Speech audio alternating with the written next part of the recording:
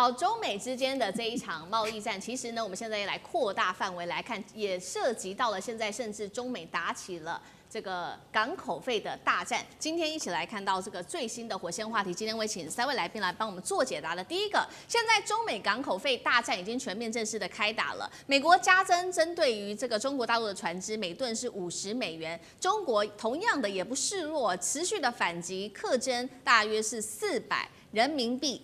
互相都加码，一直喊到2028年哦，针对这个港口费持续的加码，港口现在成为新的战场。习川会前真的是火药味非常的浓。第二件事情，中国大陆除了制裁美国，在做这个港口费之外，也针对了北京现在点名了韩国企业，你是不是美国的帮凶啊？针对了韩国企业做了制裁，拉开了第三国报复战的序幕吗？韩国会不会成为下一个新的代价国？最后一件事情是，美国的杜鲁门号，它这个航母呢撞船到现在8个月都还没有修好，是不是造船业崩坏，出现了一些问题呢？川普真的是想要靠港口费来救产业，但是能救回他的造船业吗？他的船有办法复兴吗？等一下我们都会一起的来做解读。我们先来看到这个最新消息哦，美国的最新开打14日开始，针对中国大陆籍的船只加收是每吨达到50美元的港口费。刚刚提到了嘛，每年这个港口费都会再增加，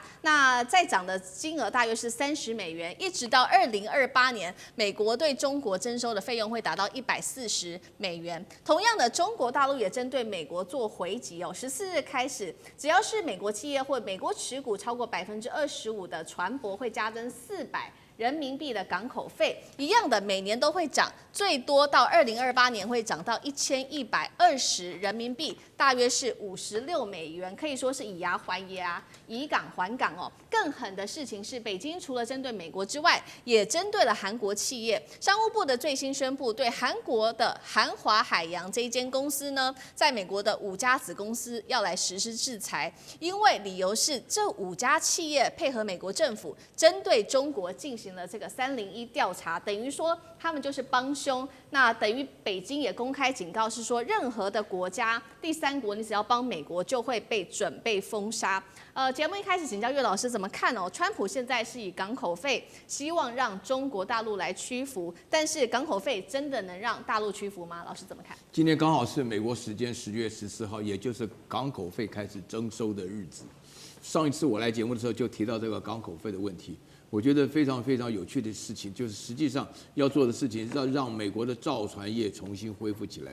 然后呢，就针对于所有中国制造的船只，或是挂中国名声进了美国啊，挂了中国之名进了美国，开的是中国制造船只，要收取这个费用。那大陆马上就同样提出相对的说法，大陆说每一吨净收50元的50元美元，然后每一年增加30美元，然后一直到140美元。我算了一下，20吨的集装箱啊，就是20吨的货柜轮的话，要收1000美元。大陆这边更狠啊，大陆说是只要是任何的船只公司美国持股超过25%啊，美国这么大的贸易国，持股超过25%，基本上也大概剩下都是了啊，加征400块人民币，我算了一下，就是60元美元的港口费，每年增加35变成95啊，一直到什么呢？一直到2028年的时候变成了就是变成了160，合起来的话呢更贵啊，就是大概算是20吨的集装箱的货轮的话呢，大概要收1100块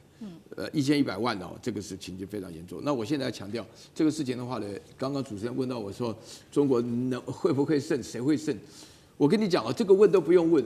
美国为什么要进口这么多的船到港口？因为美国人需要，美国人不是生产。然后呢，美国人需要了，没有这些东西的话呢，美国很麻烦，因为美国没有制造业。到目前为止的话呢，世界30%的制造业在中国手里啊，每一年的话呢，以2%到3%的速度在增加。据说到了这个2030年的时候，会45%以上啊。那在这种情况下，几乎一半。那美国现在生产，那美国要如何恢复它自己的船的制造业呢？大家不晓得记不记得那个李在明跟美国谈判的时候啊，把 MAGA 改成 MASCA。啊，什么的，就是 Make America Shipbuilding Great Again 啊。那么当然要针对韩国来了，因为韩国跟美国配合的，记住啊，那个不但是稀土的长臂管辖，这个连收拾你这个船只的问题也是长臂管辖。美国本身的船只没有办法自己再生造。军用的跟民用的自己都无法制造的主要原因，就是因为技术加成本以及加长期来的自我放弃的结果。你在这种情况下，要美国不当一个贸易进口大国很困难。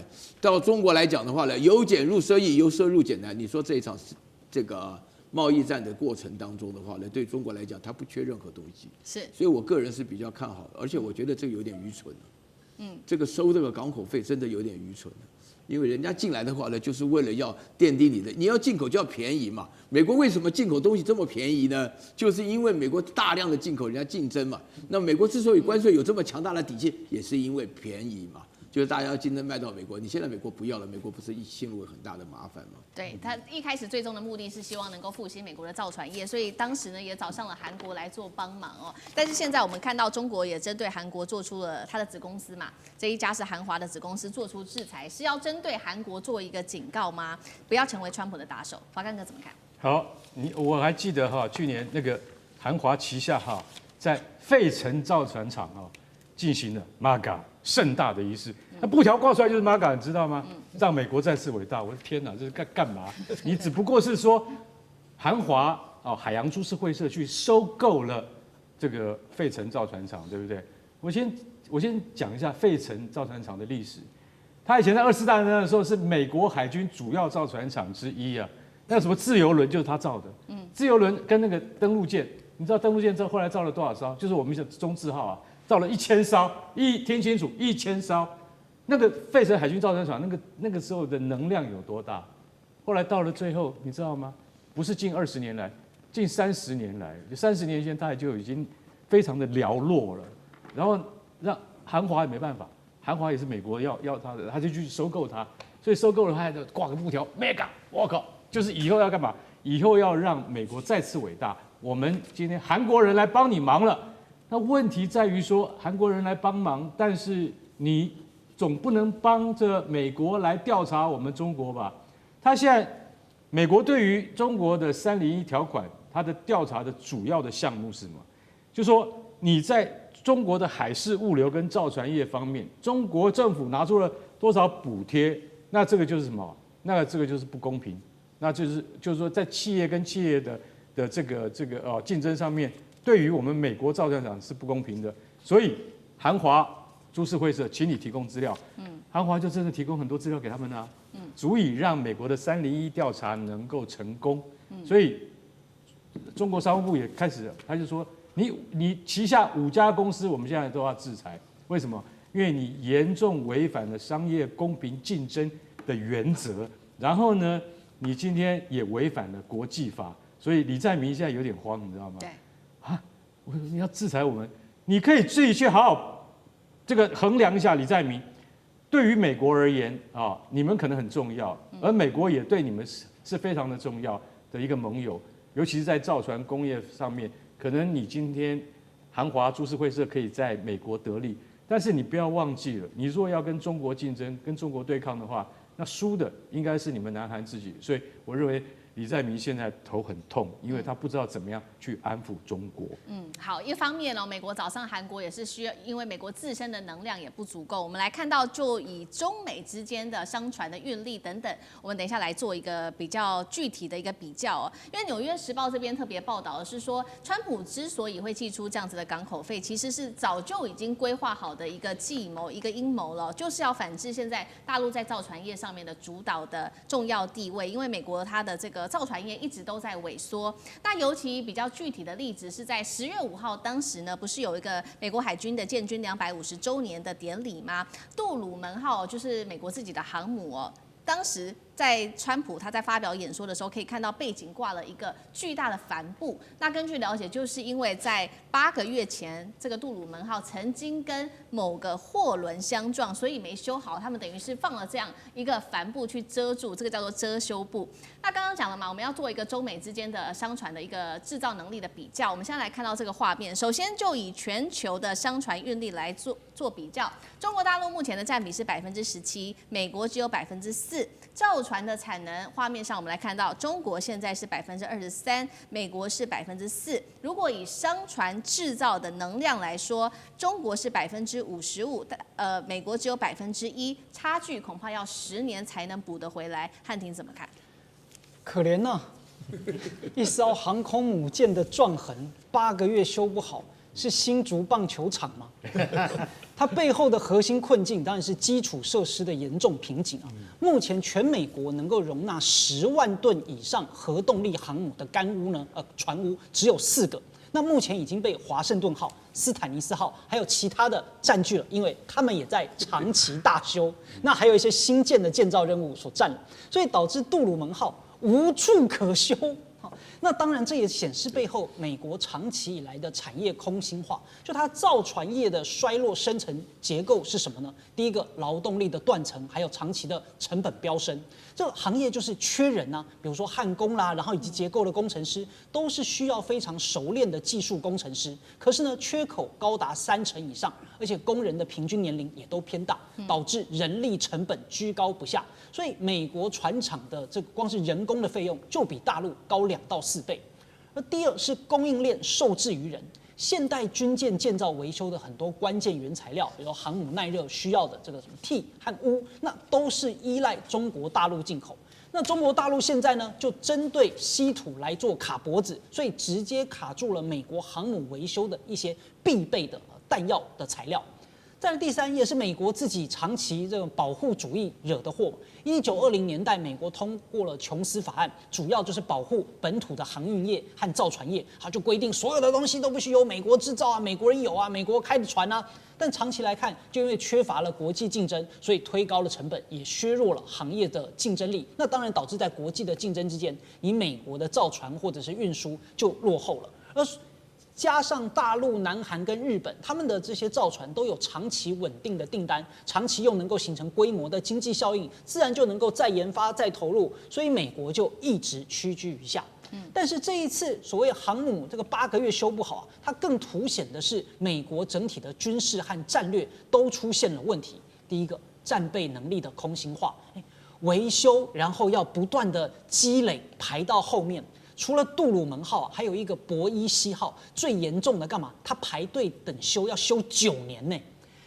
那你美军这个部署的舰队等于一大部分都在修，那实际上能够用来动支的自然就减少。